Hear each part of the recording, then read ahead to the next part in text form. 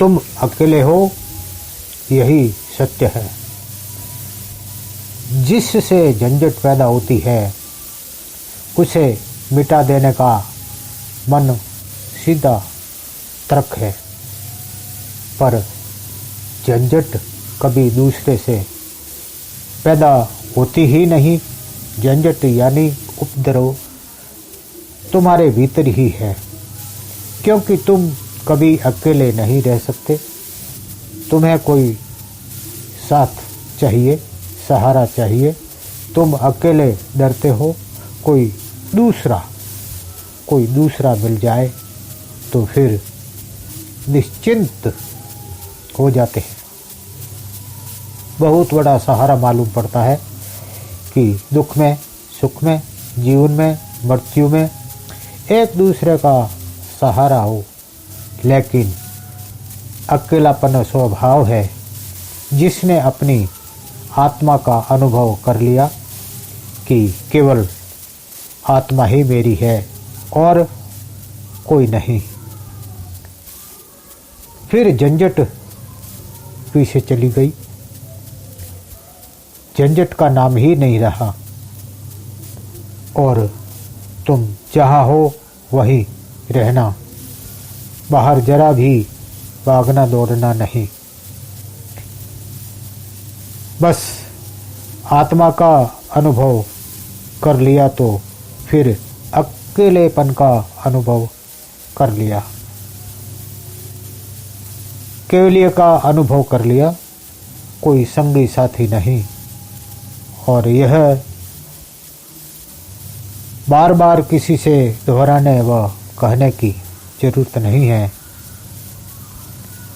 कि मैं अकेला हूँ, मैं अकेला हूँ, ऐसा नहीं।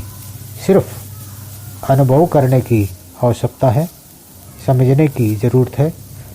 समझने में बहुत बड़ी अड़चन है, कठिनाई है, और यही कठिनाई तपस्या है।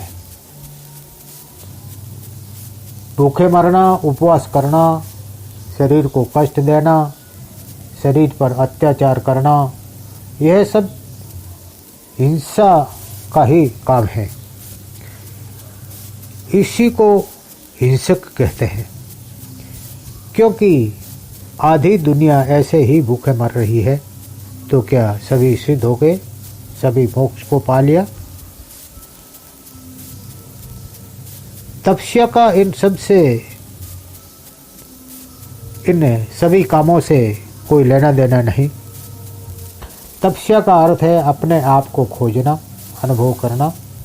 तपस्या का यह अर्थ नहीं कि शरीर को दुबला पतला कर दो, गला दो, शरीर के साथ अनीति करो, अन्याय करो।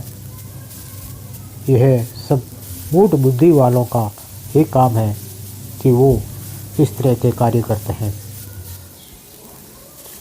आप में थोड़ी सी भी समझदारी है तो ऐसी गलती नहीं करोगे, क्योंकि अगर दूसरों को भूखा मारना गलत है तो फिर अपने आप को भूखा मारना कहाँ की समझदारी? और दूसरों को सताना हिंसा हो सकती है, तो फिर खुद को सताना अहिंसा कैसे हो सकती है? धार्मिक वही है जो अहिंसक है। अहिंसक ही धार्मिक हो सकता है, तो सताने की ही व्यर्थ की बात है। और तपस्या का अर्थ है अपने आप को अकेला अनुभव करना, महसूस करना। तुम किसी के साथ कुछ भी कर लो, कितना भी नज़दीक रहो, कितने भी अपने आप को एक दूसरे के सहारा समझो, आखिर में तुम अकेले हो और अकेले ही रहोगे।